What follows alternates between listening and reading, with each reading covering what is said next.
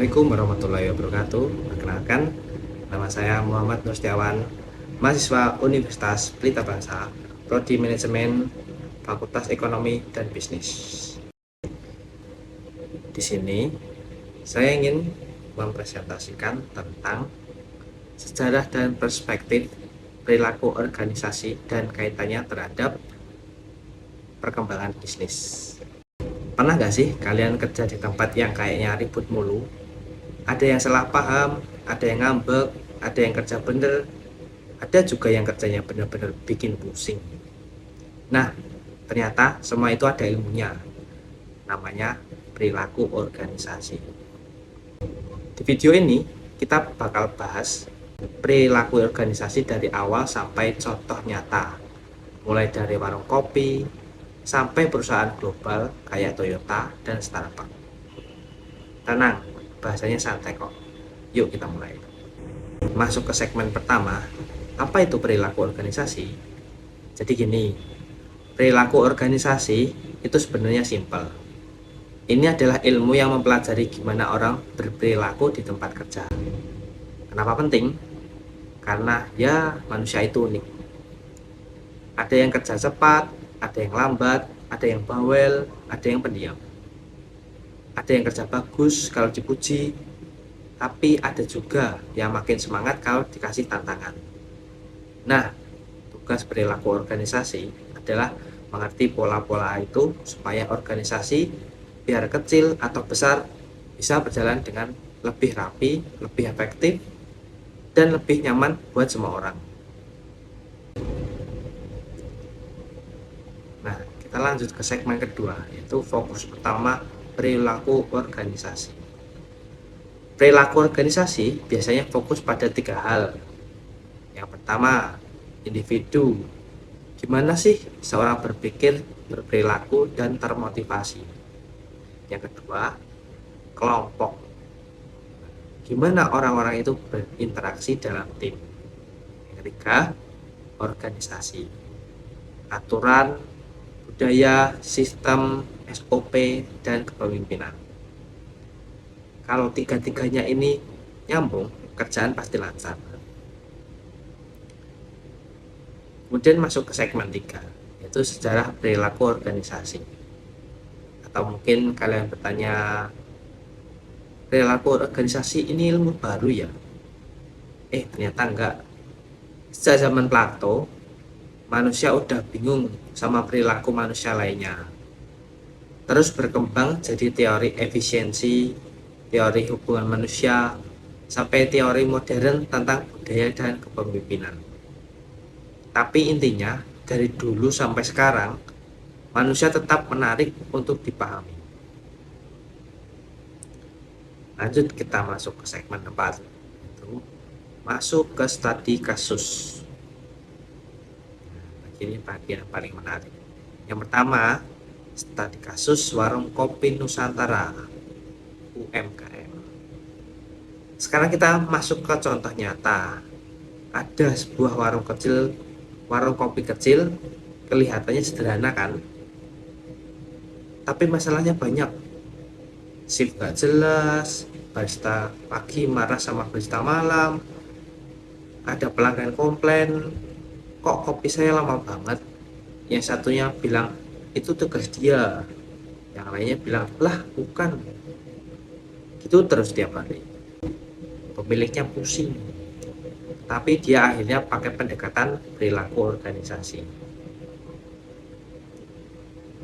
Nah, untuk perspektif individu, ternyata banyak karyawan yang motivasinya turun. Ada yang capek, ada yang nggak dihargai, ada yang pengen belajar tapi nggak dikasih waktu. Ini disebut teori 2 faktor Herzberg, yaitu ada faktor yang bikin puas dan ada faktor yang bikin nggak puas. Solusinya, yang pertama, pemilik kasih penghargaan kecil. Yang kedua, bikin jadwal yang lebih adil.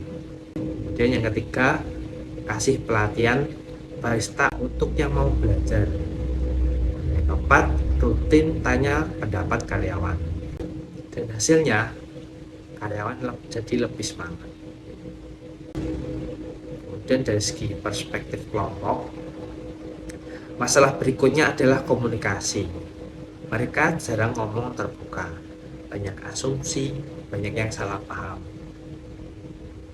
Pemilik lalu bikin rapat mingguan singkat, cuma 20 menit. Semua keluhan ditaruh di situ, bukan di belakang. Dan dari segi perspektif organisasi, terakhir pemilik bikin SOP. SOP membuat minuman, SOP kebersihan, SOP shift, sederhana aja, tapi efeknya besar.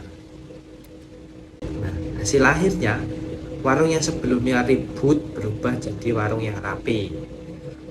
Pelanggan bertambah, konflik hilang, dan yang paling keren yaitu warung ini akhirnya buka cabang baru.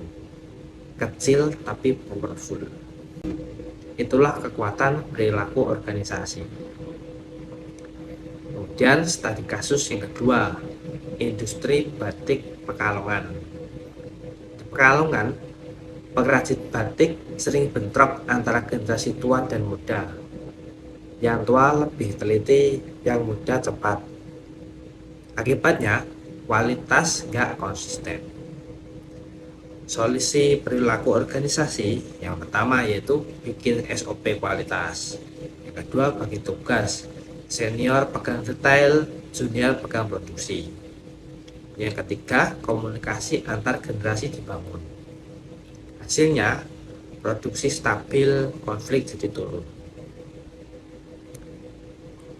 Kemudian ada studi kasus 3, masalah klasik dari toko bangunan. Salah ambil barang, pelanggan marah, antrian panjang. Nah, solusinya apa? Pertama, penataan rak agar lebih rapi. Kemudian label barang biar tidak lupa. Kemudian pembagian job desk yang jelas. Dan ada pelatihan pelayanan agar konsumen tertarik dan terlayani dengan benar. Yang ketiga, yang terakhir yaitu ada grup WA internal agar informasi dari lawan sip, dari rekan sesama pelayan jadi lebih tertata. Hasilnya waktu pelayanan turun 40%. Simpel tapi ngaruh banget. Kemudian ada contoh global yaitu Toyota dan Starbucks. Toyota menghadapi tantangan budaya berbeda di tiap negara. Solusinya pelatihan lintas budaya dan Toyota Way. Hasilnya budaya kerja mereka konsisten di seluruh dunia. Kalau Starbucks beda lagi, selera kopi tiap negara beda. Solusinya menu lokal diadakan, pelatihan lokal juga diadakan. Makanya Starbucks gampang banget diterima dimanapun.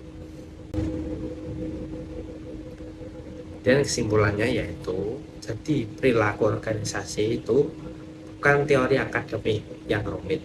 Ini ilmu praktis yang bisa dipakai siapa saja.